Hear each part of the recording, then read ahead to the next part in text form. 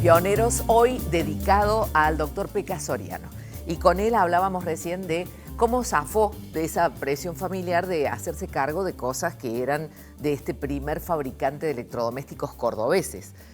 Calefones, cocinas, etcétera, etcétera. Porque esa es tu familia, Soriano. Mira, la verdad que mi primer poema fue escrito a los 15 años y Juarros decía, la poesía es la forma que la locura adopta para salvarnos.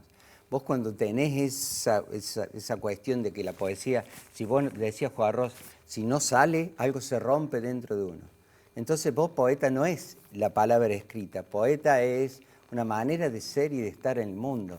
No había manera de zafar, de ser poeta. Y algunos preguntan, ¿cómo podés con la medicina? No, yo me saco el traje de poeta para entrar a la terapia. Y eso fue quizás lo que me llevó a hacer estas cuestiones que parecen de pionero. Pero ¿y lo otro? Pero lo otro, yo enderezaba clavo, a los 13 años mi viejo me llevaba a... Porque antes los clavos eran muy caros. Entonces no se tiraba uno. No, se desembalaban algunas cocinas o algunos lavarropas que llegaban, porque las cocinas se fabricaban ahí. Los lavarropas se desembalaban y se sacaba clavo por clavo y mi misión era, además de barrer el piso, a los 13 años, tener una cancha para enderezar clavos, no sabés. Primero hubo varios dedos rotos, pero la cancha que tenía para enderezar clavos, ahora nadie se pone a enderezar un clavo. No, lo tira. Se enderezaban los clavos. ¿Y los viejos qué querían de vos? ¿Estaban contentos de que fueras médico o querían que te quedaras en la empresa? Y mi viejo recién, como yo me convencí al tocar el primer paciente. Yo estudié medicina por descarte, porque no me gustaba la filosofía en ese momento, creía que no iba a tener plata, me gustaban mucho las lenguas, pero también sabía que me iba a cagar de hambre. Y entonces por descarte no me gustaba la abogacía y no me gustaban las ciencias exactas. Obviamente soy un desastre en las ciencias exactas. Cuando toqué mi primer paciente en cuarto año de medicina, me di cuenta que yo no podría haber sido otra cosa que médico. Entonces, también ellos se contagiaron de esa pasión. Yo estudiaba 13 horas por día. Aparte, no te olvides el destino clásico de Argentina de mi hijo, el doctor. Está por encima de todo. Sí, vos sabés que éramos 8 hermanos y mi viejo nos dio la posibilidad de estudiar, que éramos unos privilegiados. Y estudiar. Entonces yo tenía que cumplir, yo tenía que estudiar 13 horas por día y no trabajar, eso era, pues yo era un privilegiado. Fui un privilegiado y en eso agradezco a mis viejos, 8, y ellos pudieron brindarnos la educación a todos sin que tuviéramos que trabajar. Esto lo hacía en tiempos de los 13 años, pero cuando fui a la facultad, yo veía a mis compañeros que laburaban y estudiaban, yo los admiraba, realmente los admiraba. Pero bueno. Pecas, este es tu libro, Morir con dignidad en Argentina, lo está llevando por todo el país. Me dice que le duelen los huesos y le digo que se embrome porque él se las busca. Y porque además ya se agotó la primera edición, Morir con dignidad en Argentina. Vos sabés que te cuento una anécdota. Ayer estaba en la peluquería preparándome. Viene uno de los jóvenes peluqueros y me dice, me interesa mucho este tema. 23 años. Mira vos, 23 años. ¿Pero por qué te interesa? Me interesa porque yo no quiero que me pongan cables de más o me hagan un montón de... Me decía el pibe, ¿no? Que rebalsaba de salud. 23. Pero fíjate vos, Morir con dignidad en Argentina, ¿verdad o utopía? Ese es el libro. Ya habías escrito sobre el tema. ¿Por qué decidiste volver? Porque en el 2012 publicamos casi conjuntamente con la ley un libro que decía el cómo, el know-how, que dice, no sé por qué hablan en inglés. Estaba la ley ya, pero nosotros editamos 26 pautas de adecuación. Los médicos no sabían para dónde rajar. 26 pautas de adecuación del esfuerzo terapéutico. ¿Cómo? ¿Cómo lo llevamos a cabo? Pero después, con estos 12 años que pasaron, yo me di cuenta que no dejaban de consultarme y la gente no leía. Y digo, hace falta un libro que sea para toda la gente, no solo para el personal de salud. Porque, ¿sabes cuál es el único derecho que conoce la gente? Cuando a vos te meten en cana y dicen, usted tiene derecho a permanecer en silencio, toda palabra. Ningún otro. Vos ves en los hospitales que hay grandes carteles donde está la ley 26.529, Ley de Derechos de los Pacientes. No. No. Y desde el 2009 hay una ley de derechos de los pacientes. El Estado debería obligar a todas, no cuesta nada, decir, usted tiene tales derechos, tales deberes también, porque hay deberes que cumplir. Pero sí, eso es parte de nuestra autonomía, de nuestro deber cívico. La ética Perdóname. cívica empieza por ahí. Perdóname la ignorancia. Sí, Cuando te llaman sí. como Eticista. bioeticista, ¿qué, qué haces? O sea, tenés que ver el cuadro. Primero hablo con la familia. Primero Ajá. hablo porque no es fácil que toda la familia esté empoderada de ciertos conocimientos. Porque algunos piensan que lo están dejando morir al ser querido. Y yo hablo que no es lo mismo, como dije recién, dejar que permitir que la naturaleza actúe. Decir, ¿qué hubiera querido Rebeca? ¿Qué hubiera querido el Pecas en esta? ¿Qué hubiera querido tu Porque familiar? nos diluimos Claro. en ese tránsito, se diluyen nuestros deseos más profundos. A veces, claro, nos convertimos, yo siempre digo que hay que empoderarse de estos conocimientos porque si no es como si te empujaran al mar en medio del océano y vos querés aprender a nadar por internet, te vas a ahogar. Con la enfermedad terminal o estos confines de la vida pasa lo mismo.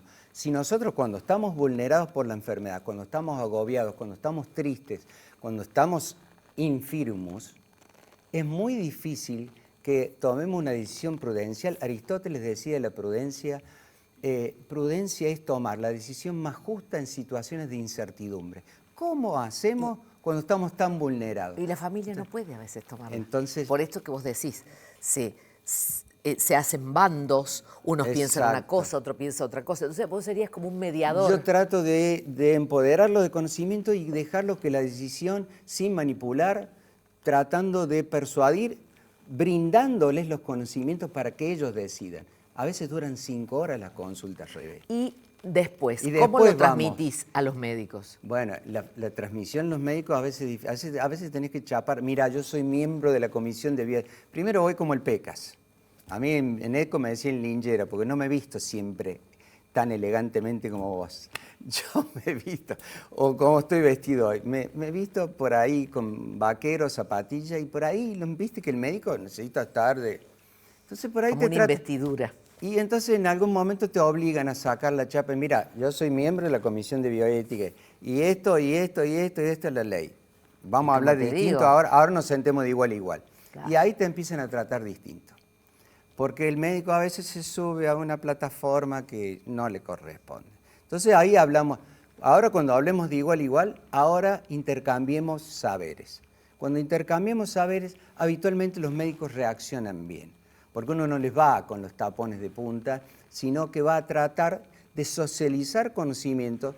Mira, si el médico conociera todas estas leyes de puntilla, estaría haciendo no solo una mejor medicina, sino que evitaría cualquier juicio de mala praxis y lo que es más, sería moralmente totalmente correcto. Así como tiene la obligación de saber cuánta dosis de adrenalina le está pasando, tiene la obligación de saber los valores del paciente. ¿No es más fácil, no sería más fácil que dejemos también un consentimiento respecto de este tema? El consentimiento, eso se llamaría las directivas anticipadas y hay otra cosa que se llama consentimiento informado. Las directivas anticipadas son las que yo quiero morir de tal o cual manera. En los países en donde más desarrollado está, no más del 20% de la población lo firma. Acá no llega ni siquiera ni al 5% de la población que... O sea, yo no tengo mi directiva anticipada, pero toda mi familia, y eso sí es importante, sabe cómo quiere morir el Pecas.